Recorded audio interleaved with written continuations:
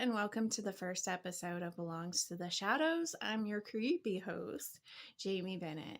And if you can't figure out or haven't figured out what this show is about from the title, let me give you a little bit of an introduction. But before I do that, viewer discretion is advised. This show is about the paranormal. It's about haunted history. It's about ghost stories. It's about supernatural things. Pretty much anything paranormal, so a paranormal variety show. Sometimes I will be filming on location. Sometimes I will be using stock photos to go along with the ghost stories or the haunted history that I'm talking about.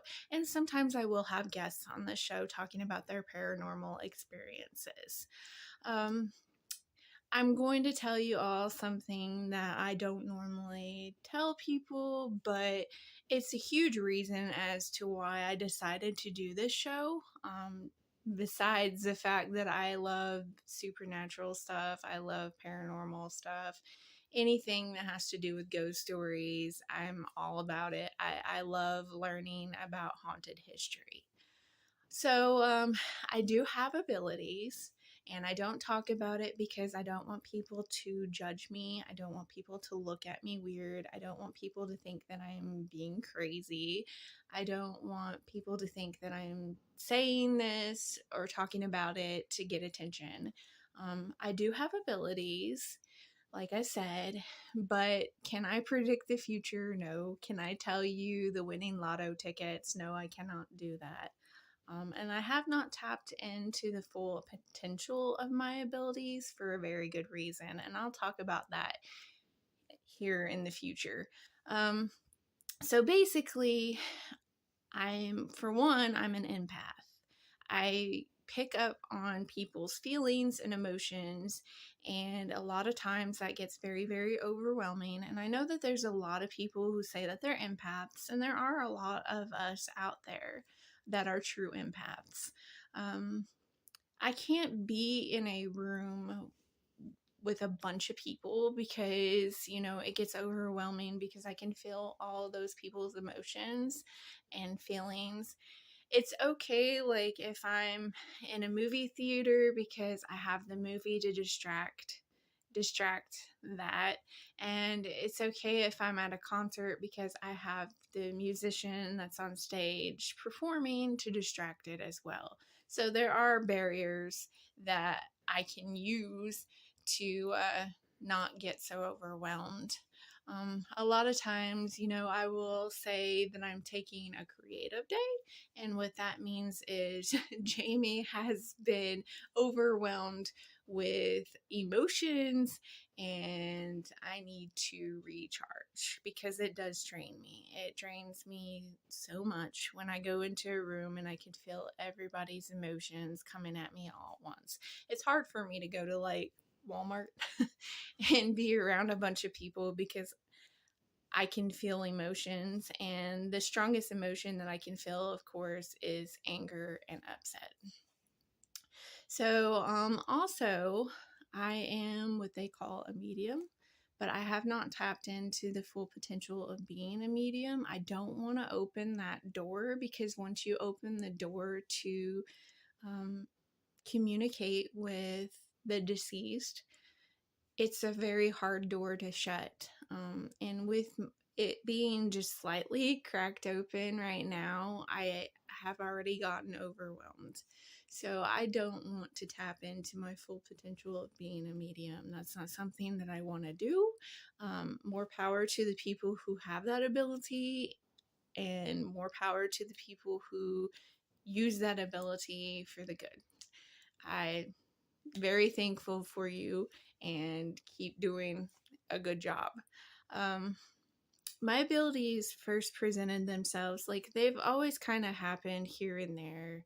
Like, I knew that, something was up with me. I knew that something was different about me since I was a kid. But my abilities presented themselves more in like 2007 when my grandma passed away.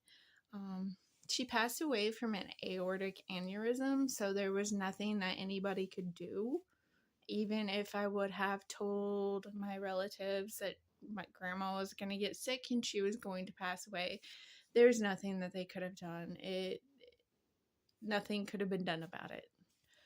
So I got a bad feeling that my grandma was not doing well, that something was going on with her.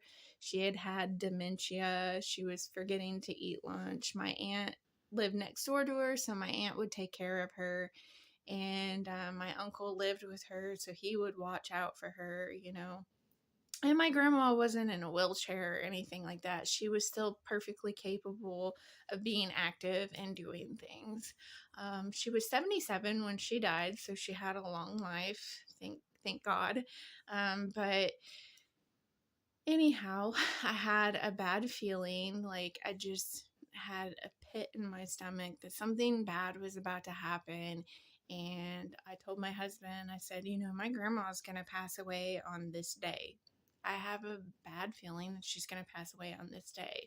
So I was calling into work because I didn't feel good, and I was telling them that my grandma was sick. I don't know. She's probably going to pass away in the next few days, and it was sleeting outside, and I couldn't get to work anyhow because work was about an hour away. And I can't drive in sleet and snow. I'm not good at it. My husband always has to do it. So I told my work, I said, my grandma's very, very sick, and we don't think she's going to be around much longer. And I told them, you know, she's probably not going to last past this date. And I told my husband the date that I thought that my grandma was going to pass away, and that's the exact day she passed away. Talk about being scared, talk about feeling guilty because I knew that information, and talk about, you know, just not feeling great, being sick to my stomach because I knew, and there was nothing that could have been done about it. There was nothing that I could have done about it. Even if my family would have believed me, nothing could have been done about it. So my aunt was trying to get a hold of me. Everybody was trying to get a hold of me when my grandma passed away. She was found deceased in her bed. And before the phone even rung, before my aunt even got on the phone with me, I already knew that my grandma had passed away. I had the feeling, I just knew that she had passed away. I can feel when loved ones pass on. Like, you know, I felt it with my animals before. We had a cat that had passed away in 2020. She had to be put to sleep. She had kidney failure, and they wouldn't let us go in because of the pandemic. So she had to go in by herself, and that really upset me. But I wouldn't have wanted to see her last minutes on earth in that light. Like, I wouldn't have wanted to see her that way. So it would have been hard for me to go in with her anyhow. I used to work at a vet clinic. I know how it all works. So Phoenix went in by herself. Luckily, she had a very, very good vet tech that took care of her, and a very good veterinarian that put her to sleep. But I knew the exact moment that she took her last breath, and I knew the exact moment when she passed on, because a sense of quiet comes over me. A lot of times a sense of peace comes over me, and I can just feel it. It's like cold air goes through my body, and I can just feel when somebody passes on. Same goes for my son. When he passed on, I could feel it. We weren't in the room with him when they took him off of life support because I could not have handled that. I didn't want to remember my son that way. I didn't want to remember him being hooked up to a life support machine. So we were not in the room when they unplugged the life support machine, but I did feel the moment that he passed on. Same with my mother-in-law. She passed away in her home, and she was on a breathing machine, and I had to try to head back to work, and I knew the exact moment that she passed on. It's really, really scary to have these abilities. It's very, very overwhelming to have these abilities, and I lose a lot of sleep at night having these abilities. Another thing that I'm able to do is like when my daughter had her seizure at school, I knew something bad was going to happen that day. I just did not know what, could not predict what it was, but I knew something bad was going to happen with my daughter at school.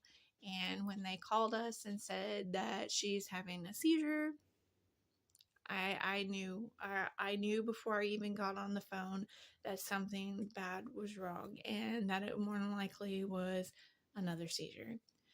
Um, Same with my uncle. My uncle died due to a gun accident, and the day that he died, I felt really sick to my stomach. I felt like something was gonna happen, that something was gonna go wrong that day. And so I wasn't feeling good. I called my mom and dad to come and get me. And my dad was in the car. Like he was supposed to be at work, but I talked to him on the phone and he was in the car. And I looked at their faces and I was like, yep, something bad had happened. And I knew something bad was going to happen. I just didn't know what.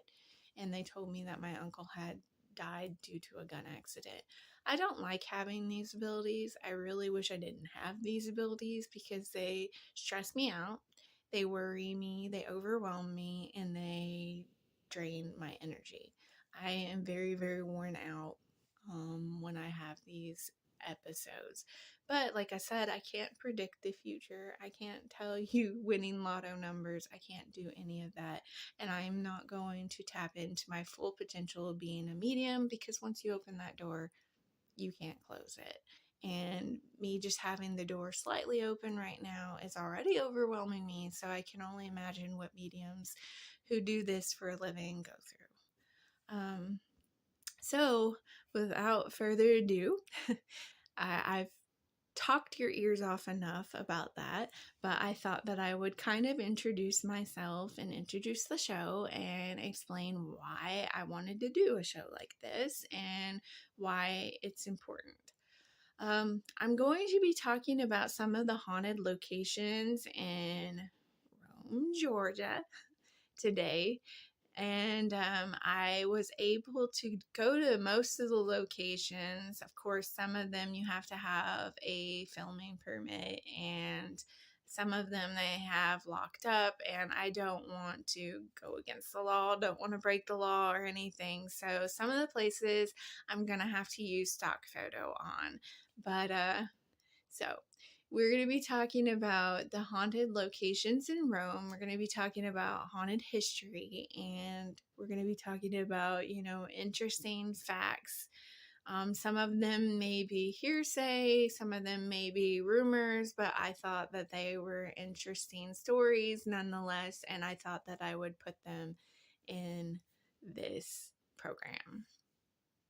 So this is Myrtle Hill. This is looking out over the city of Rome, Georgia, from the top of Myrtle Hill. My camera is going to be extremely shaky in this episode of Belongs to the Shadows. This is just a sample episode, so the next episode will be done way, way better. But it happened to be extremely windy that day. But this is overlooking Rome, Georgia, and I am standing on top of Myrtle Hill, which is where they filmed the funeral scene for one of the Fast and Furious movies. There is an angel statue in this particular cemetery that ever since we moved to Rome, Georgia, and the first time that I visited Myrtle Hill Cemetery, it has always drawn me in. I'm looking forward to doing more research on that particular angel statue because I know that there's a story behind that statue and I want to find out what it is. There is said to be a witch buried in the Myrtle Hills Cemetery by the name of Martha Russell. She lived quite a life in the foothills of the Appalachian Rome, Georgia, on North Avenue. She worked as a servant in the home of Miss J. Lindsay Johnson for most of her life. But in March of 1929, Martha Russell was murdered in her own home, very viciously. She was discovered with a crushed skull, a slit throat, and stab wounds to the chest. The coroner ended up closing the investigation. They ended up closing its investigation of her death in like March 19th of 1929 with no clear motive. But they speculate that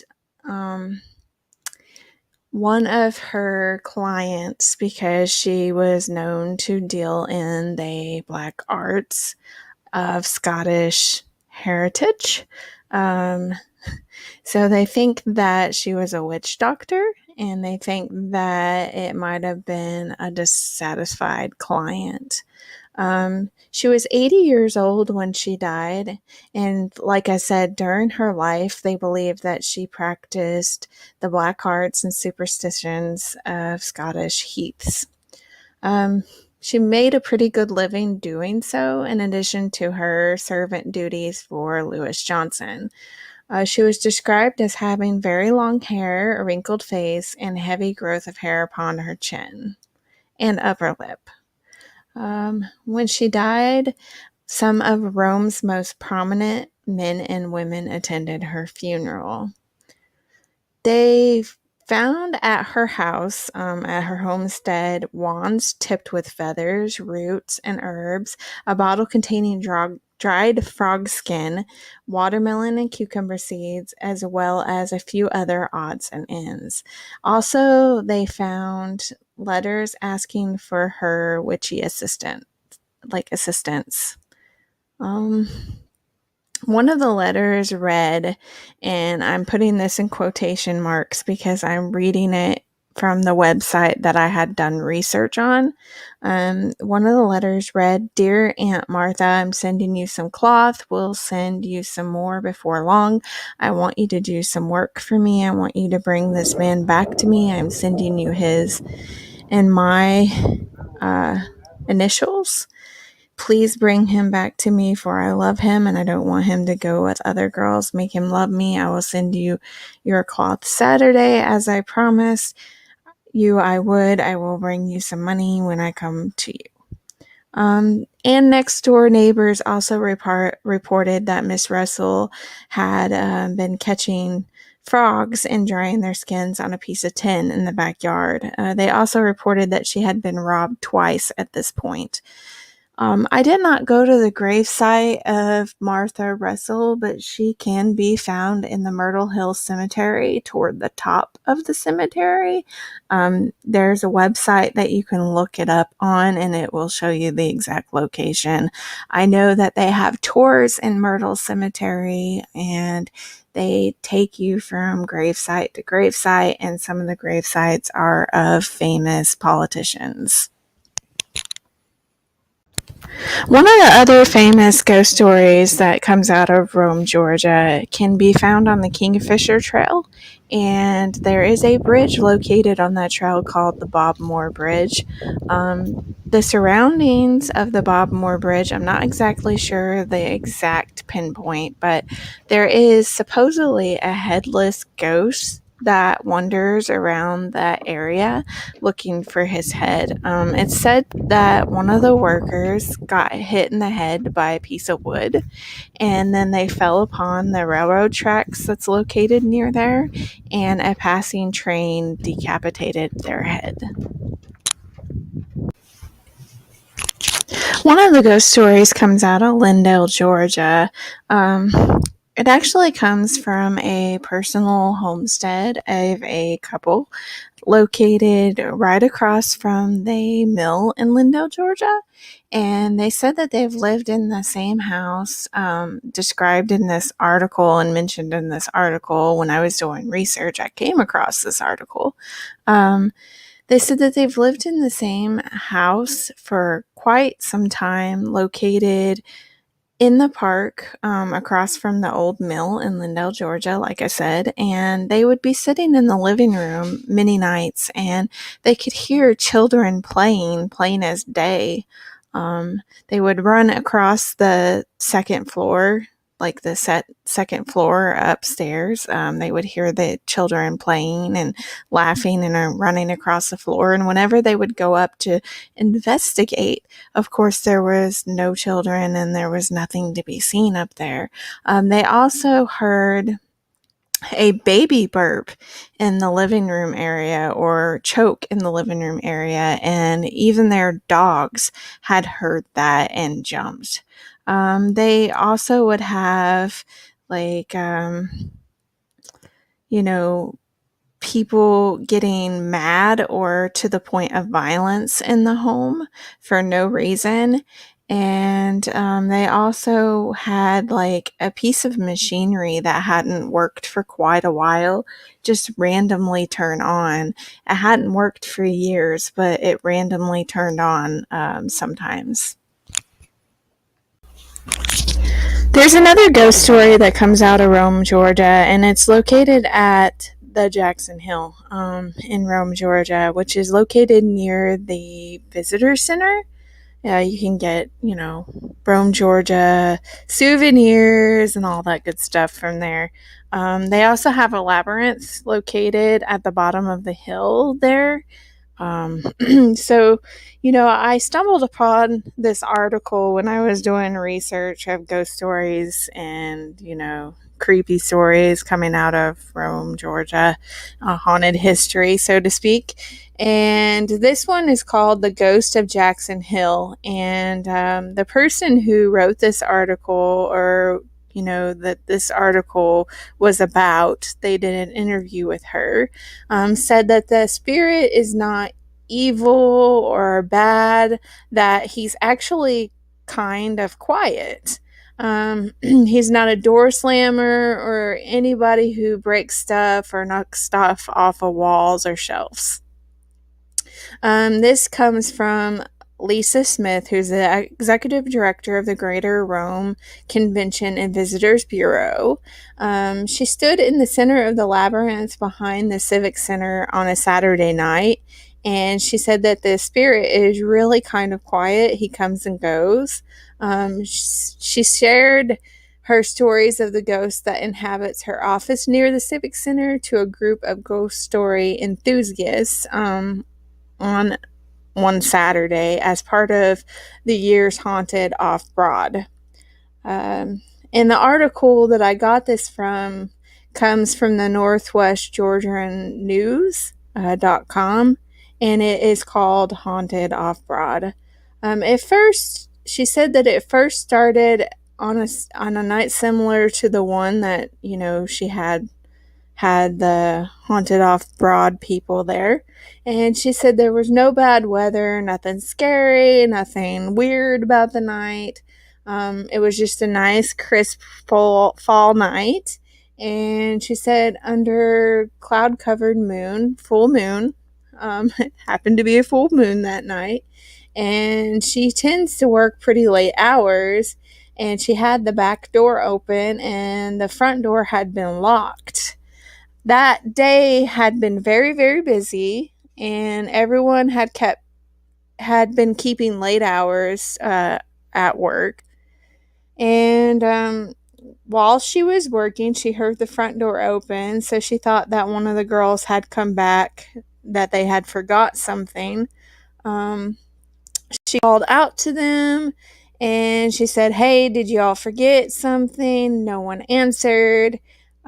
She could hear someone walking down the hall, so she would get up then and look down the hall, and there was no one there.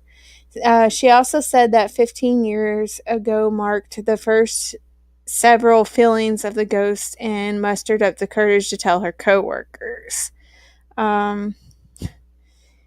So she had never seen the ghost personally, but she said that a coworker had caught a glimpse of a ghost's image. She had called out to the ghost, and he turned, walked through the back door, and that's what she told the tour group.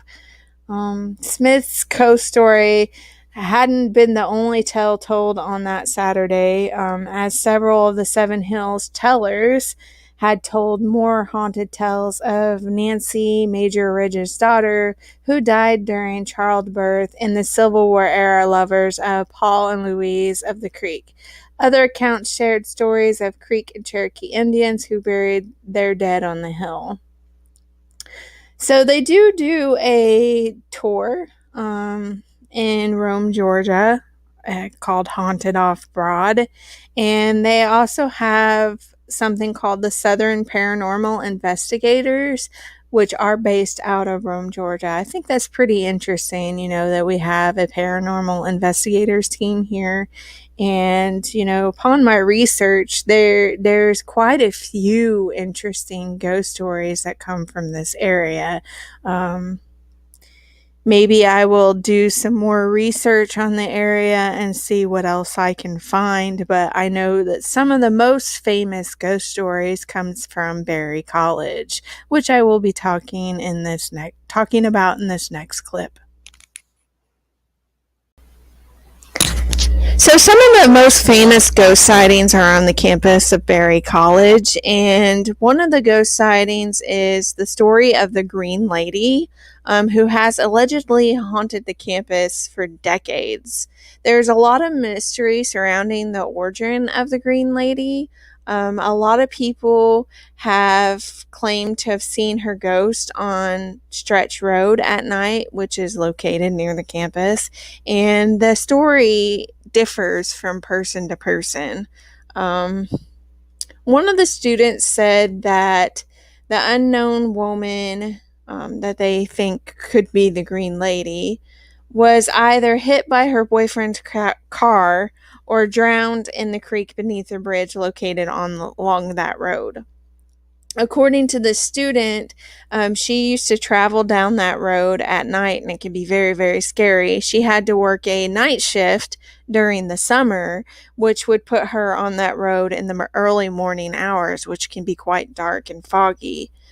Sometimes the cops would be called out there, and they would, hear on the phone, all right, we're safe. But when they would go out there to investigate and make sure there was nothing wrong, there would be nobody there.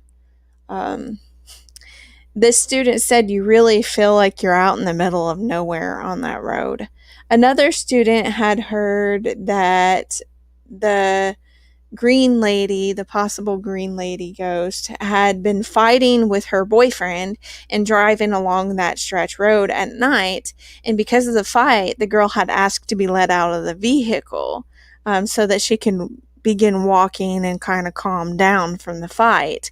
And he felt so guilty, like that he let her out of the car and that they'd had a fight. Her boyfriend felt so guilty about this that he turned the vehicle around, and because it was foggy at night and he couldn't see anything because of the fog, he ended up running over his girlfriend. That is the story that a lot of students have heard. A story that I have heard in my research is that they were biking on the road, and she ended up they ended up colliding on their bikes, and she ended up dying due to a head injury. They think that this Green Lady is the ghost of a student that had died in 1988 named Lindsay Elizabeth Will. They figure that she is the possible Green Lady. And like I said, they think that, they had collided, her and her boyfriend, and she had died from a head injury. There is another ghost story that comes out of the campus, and that is of a woman who had allegedly hung herself in one of the towers located between the halls of one of the haunted buildings. They said that the woman had died due to a suicide after learning of her boyfriend's death in World War II. Her body was not found until a few days later, according to the student. She had only gone up to the room during the daytime hours, but that room is exceptionally cold whenever you go into that room to investigate. Occasionally, during odd hours, you are supposedly supposed to hear screaming that happens in the hallways.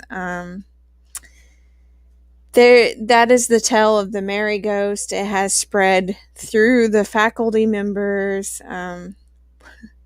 One of the professors, who happens to be a professor of animal science, said that the ghost originates from a past student's death, and that's mostly the story that it pertains to, is that a student was so distraught that her boyfriend had died in World War II that she had taken her own life.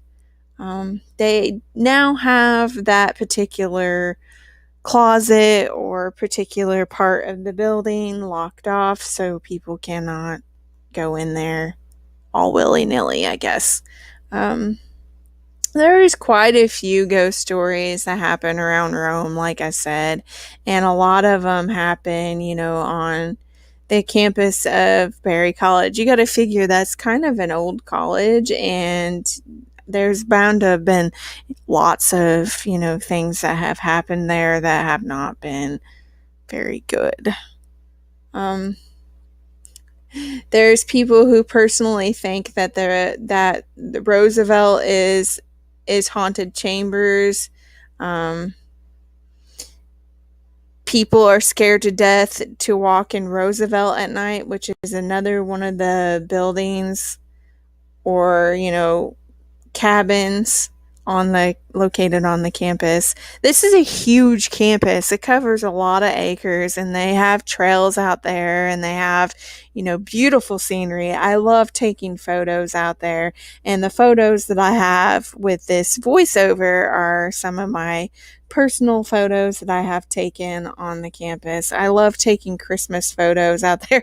I know that sounds crazy. This is a creepy ghost, haunted history show, and I'm talking about Christmas, but, go figure. But, students have reported, that they hear things, they hear, noises at late hours of night, and, all the things that you typically hear with creepy ghost stories. Another ghost story comes out of Lindell, Georgia, on the Reesburg Road. There was a person that had reported that they would drive down that road every night, and one of the railroad crossings that was near the New Bethel Cemetery, as they would approach the railroad crossing, they could hear a train coming. They thought that was odd because they had never seen a train at that hour of the night in all the years that they had been traveling that road. And mind you, they traveled that road every single night. They stopped at the intersection to wait for the train, and they could hear it, but they couldn't see it. And they got out of the car, walked toward the tracks, and as they got near the tracks, they could feel the breeze from the train going by, and the ground was shaking like the train was going by, but there was no train to be seen. Another lady had experienced the same thing, and she had gotten out of the car and felt the shaking. She began shaking all over, and so she ran back to her train. After the train had passed by, they started back to the car. When they heard the noise from the back of the cemetery, it was a noise that sounded like horses snorting, and they just froze and listened. They could hear a wagon coming from the cemetery, and they recognized the sound of a mule team because they had worked around mules their entire life. They could recognize the sound of the mules pulling the wagon. They could hear it, but they never seen it. So it's like a ghost wagon and a ghost train. Those are two of the stories that has happened in the Lindell, Georgia area. Another story that has to do with the Reesburg Railroad crossing is that they could see a fire off in the distance, like of railroad ties burning across the tracks, and they tried to follow the flames, like they tried to get to the fire, and they could feel the heat from the fire, and they kept walking toward it, but it kept disappearing. Um, that particular story was going around the mill pretty heavily in 1961. It seems that several people had witnessed the bonfire across the tracks. There's quite a few ghost stories in Lindell, Georgia area. Another ghost story is one that is of a gentleman that walks with a cane. They said that, there would be a strange mist that would arise around the mill, and you could smell the odor of eggs. And if a person either walked through the mist or drove through the mist, you could look back and there would be an elderly gentleman standing in the middle of the road looking at you. He would be all dressed in a white suit and said to be carrying a cane. Many had stopped their car and turned around to confront the gentleman, but he would just fade away. There's another story of a heavyset black lady who would many times be seen walking around the village houses. She seemed to always be in a good mood, and folks said, when they seen her, she'd be singing low or humming. And the word was that she used to live on Mill Street and used to do laundry and cleaned houses throughout the village till she died. She was known as a seer, and she could, see things far in the future. She was also known to have recited a Bible verse that could stop bleeding. Um, this story was told by several of the old timers in Lindell, Georgia, but these two individuals never hurt anybody. They were not, evil ghosts. They would not hurt anybody. It's just, stories that, the old timers are aware of, and stories that have gone around, for years and years and years. So, the moral of this story is don't drive on Reesburg Road at night. If you see a fire across the tracks, more than likely it is a phantom fire. And if you hear a train, well, just, be aware that it could be a ghost train. If you hear mules or snorting horses in the back of the cemetery, beware, it could be ghost horses. Anyhow, I hope that you have enjoyed this episode of Belongs to the Shadows, and thank you very much.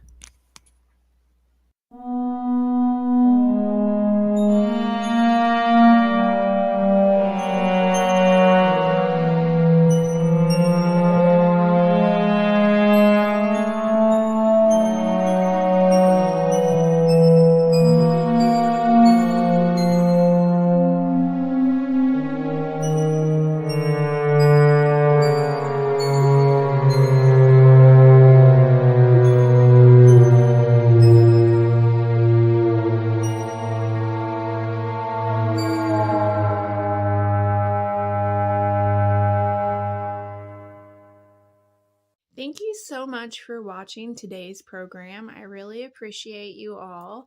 And, leave comments in the comment section. Let me know what you thought of today's program. Let me know if there's anything that you would like me to talk about, if there's anything that you would like me to research and find out more about. Just leave me a comment, but please be kind in the comments. Please do not be rude. But I do appreciate you all's comments, because then I can make this a better program, and I do take criticism very well. That way I can improve upon the things that need improved upon. But anyhow, thank you so much for watching today's creepy program. And until next time, love.